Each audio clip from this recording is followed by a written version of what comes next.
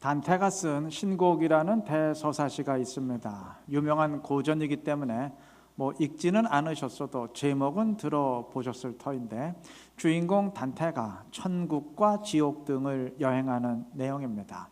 저자는 이 책 지옥편에서 지옥을 제1옥부터 9옥까지 나눈 뒤에 지옥 맨 밑바닥인 제9옥에 가룟 유다와 브루터스가 있는 것으로 묘사를 했습니다. 가룟 유다는 누군지 다 아실 테고, 브루터스는 자기를 양자로 삼은 양아버지 시저를 칼로 죽인 사람입니다. 두 사람의 공통점은 배신입니다. 유다는 스승을 배신했고, 브루터스는 자기를 양아들로 삼은 아버지를 배신했어요. 이 두 사람을 지옥의 가장 밑바닥에 놓은 것을 보니까 아마 단테가 생각하기에 배신한 양아들과 배신한 제자만큼 세상에 몹쓸 인간들은 없다, 그렇게 판단했던 것 같습니다. 그럴 만도 합니다. 배신이란 원수가 대적하는 것을 말하지 않습니다. 기대할 것이 없는 사람이 모른 척하는 것을 말하지 않아요. 기대할 게 없으면 배신감 느낄 일도 없습니다. 배신이란 그 정도는 마땅히 보답해야 될 것 같은데, 아무리 양보해도 그것만큼은 최소한의 도리인 것 같은데, 그러한 기대마저도 저버리는 것을 말합니다. 때론 그런 기대를 저버리는 차원을 넘어서 은혜를 악으로 갚는 것을 말합니다. 때문에 배신만큼 마음을 쓰라리게 하는 것은 없습니다. 인간 세상에서 배신은 비일비재하게 일어납니다. 성경도 온통 배신의 이야기예요. 그런데 세상엔 배신의 이야기만 있는 건 아니에요. 끝까지 도리를 다하면서 은혜를 갚으려는 사람도 있습니다. 그러니까 예기치 못한 배신을 하는 사람도 있는가 하면 예기치 못한 보은을 하는 사람도 있습니다. 세상엔 배신과 보은이 공존합니다. 오늘 본문이 바로 그것을 증언합니다. 오늘 본문은 다윗이 압살롬의 반란으로 도망칠 때 이야기인데, 여러분, 압살롬이 누군가요? 다윗의 아들이죠. 13장 39절은 다윗이 압살롬을 지극히 사랑했음을 증언하는데, 굳이 그런 거 따질 필요 없어요. 다윗이 아버지였다는 사실 하나만으로도 충분합니다. 여러분, 아버지란 만약 자식과 자신 사이에 한 명이 죽어야 되는 상황이 발생하면 자식 대신 자기가 죽습니다. 자식을 대신 죽이는 아버지는 없어요. 아버지는 그렇습니다. 그런데 압살롬은 그런 아버지를 죽이기 위해서 칼을 뽑았어요. 그것도 순간적인 충동에서가 아니고 4년 동안 치밀하게 계획한 뒤에 쿠데타를 일으켰습니다. 은혜를 악으로 갚는 사람이죠. 압살롬만 그랬던 게 아니에요. 오늘 보면은 다윗이 압살롬의 반란으로 피난을 떠나면서 만나는 몇몇 사람들을 증언하는데, 16장에 소개하는 시바라는 사람 역시 마찬가지예요. 이 시바라는 사람은 원래는 사울의 종이었던 사람인데, 다윗은 왕이 된 뒤에 사울의 자식들 가운데 아직 남아있는 자식이 있는지 파악하기 위해서 시바를 찾아서 불렀습니다. 아마 이 사람이 사울의 그 집을 관장했던 대표적인 종이었던 것 같아요. 그러니까 이 사람을 대표로 불렀겠죠. 자, 이때 시바는 이제 나는 죽었구나 했을 겁니다. 왜냐하면 그 당시 정권이 바뀌고 새로운 왕이 들어서게 되면 이전 군주의 자식들은 다 죽임을 당하게 돼 있었어요. 왜냐하면 이전 군주의 자신은 반란의 마음이 없어도 주변 사람들이 또 언제 그를 왕으로 세우려 쿠데타를 일으킬지 몰랐기 때문에 아예 다 죽여버리는 게 상식이었어요. 자, 다윗이 남아있는 사울의 자식들을 파악하기 위해서 시바를 찾아서 소환했을 때, 시바는 이제 다윗이 그렇게 하려는구나, 사울 집안 사람을 이제 다 죽이려는구나, 그러니 사울 집안 사람들을 모시고 섬겼던 나도 이제 같이 죽는구나, 두려움에 벌벌 떨었을 겁니다. 그게 시대의 논리고 시대의 상식이에요. 자, 그런데 다윗은 시바를 통해서 무비보셋이 살아있다는 것을 파악한 뒤에 무비보셋도 살리고 시바도 살렸어요. 단지 생명만 구해준 게 아니에요. 다윗은 사울이 소유하고 있었던 모든 땅들을 다 무비보셋에게 돌리고 그 땅을 시바와 그의 가족들과 종이 관리하면서 살아갈 수 있도록 은혜를 베풀었어요. 그러니까 시대의 상식을 뛰어넘는 은혜를 베푼 것입니다. 자, 그런데 이렇게 은혜를 입은 시바가 오늘 본문에서 다윗에게 어떤 태도를 보이는지 아세요? 오늘 본문에서 시바는 도망치는 다윗에게 떡 200개와 과일 100개 등을 챙겨서 나타났습니다. 얼핏 보기엔 다윗을 돕고 위하려는 것 같았지만 실제로는 다윗을 교묘하게 속이기 위함이었어요.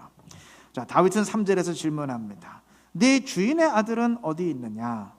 내 주인 사울의 후손인 무비보셋은 어디 가고 왜 너만 나타났느냐 하는 질문이에요. 이때 시바는 말합니다. 무비보셋은 지금 압살롬의 반란을 기뻐하고 있습니다. 그는 이미 반란군 편에 붙었습니다. 당신을 배신했습니다. 뭐 이런 얘기죠. 근데 이 말은 새빨간 거짓말이었어요. 이 말을 들은 다윗은 무비보셋에게 주었던 사울의 모든 땅을 이제부터 시바가 차지할 수 있도록 주인을 바꿨어요. 명의를 이전해 주었어요. 시바가 노렸던 게 바로 이겁니다. 그는 사울의 어마어마한 땅을 다 자기가 가로채기 위해서 무비보셋이 반란군의 편에 섰으면 일부러 교묘하게 거짓말을 했던 거예요. 여러분, 시바는 다윗을 속이고 배신했죠. 그런데 이 사람은 다윗만 배신한 게 아니었어요. 이 사람은 원래는 사울 집안의 대표적인 종이었는데 이러한 사람이 사울 집안의 모든 땅을 다 가로채 버렸으니까 이 사람은 다윗만 배신한 게 아니고 이전 주인이었던 사울 집안도 배신한 거죠. 배신의 아이콘이에요. 15장의 본문은 이와는 정반대되는 사람을 소개합니다. 이때라는 사람인데 이 사람은 제 기억으로 제가 몇 주 전에 설교하면서 잠깐 언급했던 적도 있는 것 같아요. 이 사람은 원래는 블레셋의 장수였는데 19절의 증언처럼 블레셋에서 쫓겨나서 이스라엘에 정착한 사람이에요. 근데 이 사람이 600명의 자기 군사와 함께 나타나서 다윗을 호위했습니다. 이때가 다윗과 어떤 관계였는지는 모르지만 여하튼 뭔가 예전에 다윗에게 큰 은혜를 입은 게 분명해요. 그렇게 은혜를 입었으니까 지금 다윗을 위해 손을 걸고 싸우겠다고 나타난 거 아니겠습니까? 다윗은 15장 20절에서 이때에게 조언합니다. 나는 이제 쫓겨난 사람이니 너는 나를 돕지 말고 왕에게 가라. 다시 말하면 압살롬 편에 붙어라. 너는 블레셋에서도 쫓겨나서 여기로 온 사람인데 그래 여기서도 쫓겨난 삶을 살려고 하느냐 만류합니다. 이때는 담대히 말합니다. 21절 중반 부분 보시면 내 주 왕께서 어느 곳에 계시든지 사나 죽으나 종도 그곳에 있겠나이다. 어디로 당신이 가든지 나는 생명을 걸고 내가 살건 죽건 끝까지 당신을 지킬 겁니다 하는 맹세죠. 이 맹세대로 이때는 끝까지 다윗과 함께하면서 다윗을 위해 싸웠습니다. 여러분, 이때는 이스라엘과 블레셋이 전쟁을 하던 시기에 블레셋 장수였으니까 상식적으로는 이스라엘의 왕 다윗을 대적할 사람이지 다윗을 위할 사람은 아니에요. 또 반대로 압살롬은 다윗의 아들이었으니까 이건 누가 봐도 아버지 다윗과 함께하며 아버지를 위해야 될 사람이에요. 심의도 마땅히 은혜를 갚아야 될 사람입니다. 그런데 현실은 정반대였어요. 기대할 만한 사람은 배신하고 기대하지 못했던 사람이 되레 은혜를 갚았습니다. 여러분, 이때가 도대체 다윗으로부터 어떤 은혜를 받았기에 그렇게 생명을 걸고 다윗을 위해 싸우려 했는지 그건 분명하지가 않아요. 이유는 몰라요. 그런데 한 가지 분명한 게 있습니다. 다윗이 어떤 은혜를 이때에게 베풀었건 이때에게 베푼 다윗의 은혜보다는 하나님이 나에게 베푸신 은혜가 훨씬 더 큽니다. 다윗이 이때를 위해서 무엇을 행했건 상관없이 그것보다는 하나님이 저와 여러분들을 위해서 행하신 일이 훨씬 더 크고 놀랍습니다. 그거는 분명한 사실입니다. 그렇다면 우리도 그 은혜에 보답해야 되지 않겠습니까? 아니, 이방 사람도 그렇게 하는데 그 수준은 우리가 되어야 하지 않겠습니까? 이때는 그에게 기대되지 않았던 보훈을 했어요. 기대되지 않는 것까지는 안 해도 돼요. 그 대신 당연히 기대되는 것, 최소한의 도리에 해당되는 것, 그것만큼은 해야 됩니다. 하나님이 우리에게 당연히 기대하시는 것이 있어요. 모든 그리스도인들과 모든 교회가 당연히 감당해야 되는 아주 기본적인 도리가 있습니다. 주님이 모든 그리스도인들에게 한 명도 예외 없이 공통적으로 명령하신 아주 기본적인 사항들이 있습니다. 그거는 우리가 해야 돼요. 그거 하면 됩니다. 오늘 설교 서두에 신곡에 나오는 가룟 유다와 브루토스를 언급했었죠. 제자였던 자와 양아들이었던 자의 배신, 그리고 그들이 위치한 지옥 가장 밑바닥. 우리는 여기서 뭔가 섬뜩한 것을 느껴야 돼요. 왜냐하면 우리 모든 그리스도인들의 신분은 곧 제자이자 양아들이기 때문입니다. 우리 모든 그리스도인들은 제자입니다. 그래서 나를 따르려거든 주님이 말씀하지 않으셨습니까? 모든 족속으로 뭘 삼으라고요? 제자를 삼아. 그렇게 말씀하지 않으셨습니까? 아울러 우린 제자이자 동시에 하나님의 양아들이에요. 그래서 로마서 8장 15절은 양자의 영을 받았느니라 하지 않았습니까? 나는 여자인데 무슨 양아들인가요? 말씀하실 필요 없어요. 하나님의 모든 자녀를 아들로 통칭을 한 것입니다. 자, 우리의 신분이 이러하기 때문에 만약 우리가 주님을 배신한다면 우리 역시 배신한 제자와 배신한 양아들로서 단테가 가장 몹쓸 인간으로 묘사했던 그들과 본질적으로 똑같은 자들이 될 것입니다. 그래서야 되겠습니까? 우리 반대로 하시기를 바랍니다. 은혜를 기억하시고 은혜를 깨달으시기를 바랍니다. 그래서 은혜에 감사하고 보답하면서 주님이 말씀하신 길을 걸어갈 수 있는 신실한 우리 모두가 되시기를 바랍니다. 다윗은 압살롬에게 속았습니다. 일반 사람이었다면 속지 않았을 거예요. 일반 사람들이 어제 지난주일에 말씀드린 것처럼 호위병들을 앞세우고 퍼레이드를 벌였다면, 만약에 일반 사람들이 사람들을 선동하면서 은근히 그들의 마음이 다윗에게 떠나 자신에게 향하도록 유도했다면 당장 처벌하고 확인했겠죠. 그런데 아들이기 때문에 속았어요. 압살롬이 워낙 인기지향적인 사람이다 보니까 그러니까 저 녀석이 저러는구나 이렇게 생각했지, 설마 쿠데타를 일으키고 자기를 죽이려 한다 그렇게는 꿈에도 생각 못했을 겁니다. 도저히 그럴 수 없는 사람이기 때문에 다윗이 속았어요. 다윗은 또한 시바에게도 속았습니다. 시바가 택한 그 타이밍에 절묘했기 때문에 속았어요. 다윗은 급히 도망치는 상황이다 보니까 시바의 말이 진짜인지 아니면 거짓인지 확인할 경황이 없었어요. 또 평소 같으면 시바가 가져온 떡 200개나 과일 100개 등이 아무것도 아니었겠지만, 한 나라의 왕인데 그깟 것이 대수겠어요. 아무것도 아니었겠지만 급히 도망치는 이 상황에선 달랐습니다. 예를 들어서 여러분, 물 한 병과 아무것도 아니죠. 그런데 사막에서 물이 없어서 죽어가는 상황이라면 그때 전달되는 물 한 병은 정말 어마어마한 도움 아니겠어요? 시바의 도움이 꼭 그러했기에 다윗도 그만 깜빡 속았습니다. 사단은 예수님에게 돌로 떡을 만들어 먹으라 유혹했어요. 평소 같으면 이 유혹 아무것도 아니에요. 그런데 40일을 굶은 상황이다 보니까 이 유혹은 강력할 수밖에 없었습니다. 우리 모두 마찬가지입니다. 사단은 시바처럼 아주 절묘한 타이밍을 노려요. 평소엔 사단의 유혹이 대수롭지 않아도 정말 급한 순간, 힘든 순간, 위급한 순간엔 다를 수 있습니다. 정말 사방팔방이 꽉 막힌 상황에서는 너 예수 믿어도 소용없어. 하나님이 계신데 왜 너를 이렇게 힘들게 만들겠냐? 그거 다 가짜야. 이런 유혹의 소리가 강력하게 들릴 수밖에 없어요. 기도한다고 뭐 소용이 있는 줄 아냐? 하나님이 진짜 듣는 줄 아냐? 그러한 유혹의 소리가 평소보다 훨씬 더 크게 들릴 수밖에 없습니다.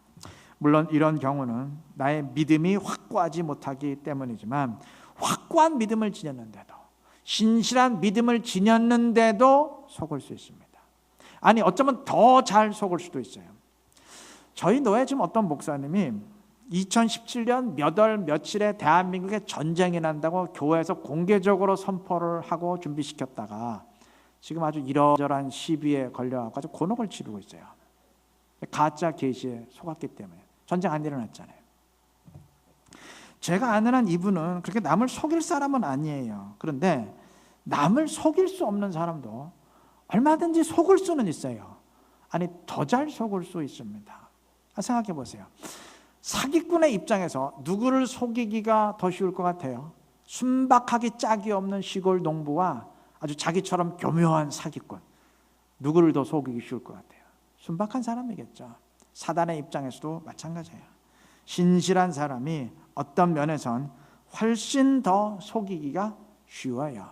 뒤집어 말하면 신실하지 않은 사람일수록 어쩌면 사단의 입장에는 속이기 어려운지도 몰라요. 여러분, 성령에 관심이 없는 사람은요, 성령 충만을 사모하지 않는 사람은요, 가짜 성령 운동에 안 속아요. 절대 안 속습니다. 말씀에 관심이 없는 사람은 이단에 절대 안 속아요. 잘못된 교리에 안 속습니다. 하늘나라에 대한 소망이 없는 사람은 잘못된 종말론 안 속습니다. 절대 안 속습니다. 안 속죠. 진짜에도 별 관심이 없는데 뭘 가짜까지 믿으려 하겠어요? 절대 속을 일이 없어요. 그런데 관심이 있는 사람은, 신앙에 열정이 있는 사람은, 정말 주님이 말씀하시는 그런 것들에 아주 사모하는 마음이 있는 사람은 너무 사모하다 보니까 진짜까지만 믿는 게 아니고 좀 너무 많이 믿어요. 가짜까지 자칫하면 믿을 수가 있습니다. 그런 일이 종종 벌어집니다. 우리의 마음이 진실하다고 해서, 신실하다고 해서, 내 영이 온전히 주님을 향하고 있다고 해서 절대 안심해서는 안 되는 이유입니다. 내가 신실해도 얼마든지 속을 수는 있다는 사실 명심해야 될 것입니다. 사단은 부단히 우리를 속이려 합니다. 때로는 말이 되는 소리로 속이려 하고, 때로는 말이 안 되는 소리로도 속이려 합니다. 영적 분별력을 지녀야 되는 이유입니다. 주님의 말씀처럼 우리 모두 비둘기같이 순결하시되 뱀처럼 지혜로우시기를 바랍니다. 그래서 어떤 상황에서건 말씀의 기준 위에서 냉철하게 판단하면서 주님이 가신 길, 주님이 명하신 길을 온전히 따라갈 수 있는 지혜로운 우리 모두가 되시기를 바랍니다. 다윗이 쫓길 때 16장 5절 이하에 보면 시므이라는 사람이 등장합니다. 이 사람은 시바가 나타난 뒤에 나타난 사람이겠죠. 이 사람은 다윗을 저주하면서 욕설을 퍼붓습니다. 7절과 8절에 보면 사악한 자여 가거라, 사울 족속의 모든 피를 여호와께서 네게로 돌리셨도다 하면서 저주를 퍼붓습니다. 이 사람은 사울의 후손이 왕이 되어야 되는데 그렇지 않고 다윗이 왕위에 올랐으니 다윗은 지극히 사악한 자이고 여호와의 벌을 받아 마땅한 자라고 지금 저주를 퍼부었어요. 여러분, 사울의 후손이, 사울의 자식이 왕위에 오르지 아니하고 다윗이 왕위에 올랐는데 이게 다윗의 뜻입니까? 아니면 하나님의 뜻입니까? 하나님의 뜻이죠. 하나님이 일찌감치 사무엘 선지자를 통해서 그 뜻을 계시하셨고 직접 기름을 부어서 왕으로 세우시고 10년간의 준비 끝에 또 7년간의 유다의 왕 준비 끝에 온 이스라엘의 왕으로 17년 반 만에 세우셨잖아요. 하나님의 뜻이고 하나님이 이루신 일이에요. 그런데도 시므이는 그렇게 생각 안 해요. 사울의 자식이 왕위에 오르는 그게 하나님의 뜻이고 다윗은 하나님을 대적하는 사악한 자라고 온갖 험담과 욕설을 늘어놓으면서 저주를 합니다. 자, 이 사람은 얼핏 보기에는, 그냥 얼핏 듣기에는 여호와를 대적하는 사람 같았지만 가만히 보면 아니에요. 이 사람 절대 여호와를 무시하는 사람이 아니에요. 왜냐하면 지금 여호와의 뜻을 주장하고 있어요. 여호와의 뜻을 주장하면서 여호와의 뜻을 구하고 있어요. 그러니까 나름대로 여호와를 섬기는 사람이고 주님께 영광을 돌리려는 사람이에요. 근데 문제는 여호와의 뜻을 주장하기는 하는데 여호와의 뜻을 자기 마음대로 해석해요. 자기 마음대로 왜곡해서 이게 여호와의 뜻인데 너는 여호와의 뜻에 어긋났으니까 너는 사악한 자다, 이렇게 저주를 퍼붓습니다. 이 사람은 왜 그랬을까요? 5절 중반 부분 보면 단서가 있습니다. 이 사람은 사울의 친족 중 한 사람이라고 했어요. 그러니까 이전 사울이 왕위에 있을 때 왕족이었겠죠. 바로 이게 이유입니다. 그러니까 이 사람은 사울의 자식이 왕위를 이어받고 계속 사울 왕조가 유지되었으면 자기도 계속 왕족으로서 온갖 혜택을 누렸을 사람이었어요. 자, 그러니까 이 사람은 자기 이익의 관점에서 자기에게 유리한 대로 하나님의 뜻을 왜곡하고 해석했던 겁니다. 시므이도 마찬가지고 압살롬에게 속아서 그를 지지했던 이스라엘 백성들도 다 마찬가지예요. 지난주에 언급한 것처럼 압살롬이 백성들을 더할 수 없이 친근하게 대하면서 위로하고 공감의 말을 건넸을 때, 그러면서 교묘히 사람들의 마음이 다윗 왕에게서 떠나서 자신에게 향하도록 선동했을 때 백성들은 다 속았습니다. 저렇게 스스로를 드러내려는 사람이 과연 하나님 나라의 왕이 되기에, 이스라엘의 왕이 되기에 적합한 사람이냐, 그러한 관점에서 판단했더라면 답변은 절대 아니다예요. 이렇게 자기를 드러내고 자기 중심적인 사람이 이스라엘 왕이 되면 자기를 위한 나라 만들지, 사울처럼 하나님을 향한, 하나님 중심의 나라를 만들려 하겠습니까? 절대 안 돼요. 그런데 백성들은 하나님 나라의 관점에서 판단하지 않았다고 했죠. 철저히 개인적인 관점에서만, 무엇이 나에게 이익이 되는 이 관점에서 판단했어요. 압살롬은 나를 친근하게 대해준다. 세상에 어떤 왕족이 지금까지 이렇게 우리를 친근하게 대해줬던 적이 있느냐, 오직 그 관점에서만 판단했어요. 아니, 어쩌면 이들은 압살롬의 수상한 모습을 눈치채고 있으면서도 일부러 속아주었는지도 몰라요. 뭐 하나님의 기준에 부합하지 않으면 어떠냐, 하나님 나라의 기준에 부합하지 않으면 어떠냐, 어쨌든 우리에게 친절하게 해주고 나에게 잘해준다, 나에게 잘해주면 그게 최고 아니냐, 오직 그 관점에서 하나님 나라의 기준이고 말씀의 기준이고 다 걷어차 버렸는지도 몰라요. 일부러 걷어차 버렸는지도 모릅니다. 여러분, 나 중심적으로 판단하면 우리도 시므이 됩니다. 우리도 압살롬에게 속았던, 어쩌면 알면서도 속아주었던 이스라엘 백성들과 똑같은 자들이 돼서 하나님 나라 대적하는 자들이 됩니다. 신앙이란 나 중심에서 하나님 중심으로, 주의 몸된 교회 중심으로 옮겨가는 것을 말합니다. 많이 옮겨갔을수록 성숙한 신앙입니다. 그렇게 옮겨감으로써 하나님의 진정한 복을 누려가는 것이 신앙입니다. 그렇게 하시기를 바랍니다. 그래서 먼저 하나님의 뜻을 구하고 하나님 중심적으로 하나님의 영광을 위함으로써 주님의 인도하심을 더 분명히 체험할 수 있는 지혜로운 우리 모두가 되시기를 바랍니다. 말씀을 맺겠습니다. 오늘 배신과 또 은혜 갚음 등등에 대해서 얘기를 했는데, 세상엔 압살롬이나 시바처럼 받은 은혜도 배신하는 사람이 있는가 하면 이때처럼 끝까지 도리를 다하면서 은혜를 갚으려는 사람도 있어요. 이때 정도만 돼도 사실 훌륭합니다. 그런데 어떤 사람은 여기서 한 걸음 더 나아가요. 은혜를 베푸는 사람입니다. 내가 은혜를 받았으니까 갚겠다, 이렇게 받았으니 갚는 차원을 넘어서 받은 것도 없는데 주려는 사람이 있습니다. 다윗이 그랬어요. 하나님의 도우심으로 압살롬의 반란이 실패로 돌아갔을 때 다윗은 어떻게 하든 자기를 죽이려 했던 압살롬을 용서하고 살리려 했어요. 은혜를 베풀려 했습니다. 압살롬이야 뭐 지 자식이니까 그렇겠죠. 예, 그렇습니다. 뭐 아버지니까 자식을 살리려 했겠지. 뭐 그렇다고 칩시다. 그런데 시므이와 시바의 경우는 어떤가요? 시바가 다윗을 교묘하게 속였을 때 시바는 이제는 다윗은 끝이다 생각했어요. 지금 대부분의 이스라엘이 전부 압살롬 편에 붙었기 때문에 전력상 도저히 다윗의 군대는 압살롬 이길 수가 없어요. 그러니까 이미 승패는 끝났고 게임은 끝났고 설마 다윗이 다시 왕위에 복귀하려고는 꿈에도 생각 못했을 겁니다. 그래서 시바가 아주 마음 놓고 다윗을 속였던 것인데 하나님의 도우심으로 다윗이 다시 왕위에 복귀하게 되었어요.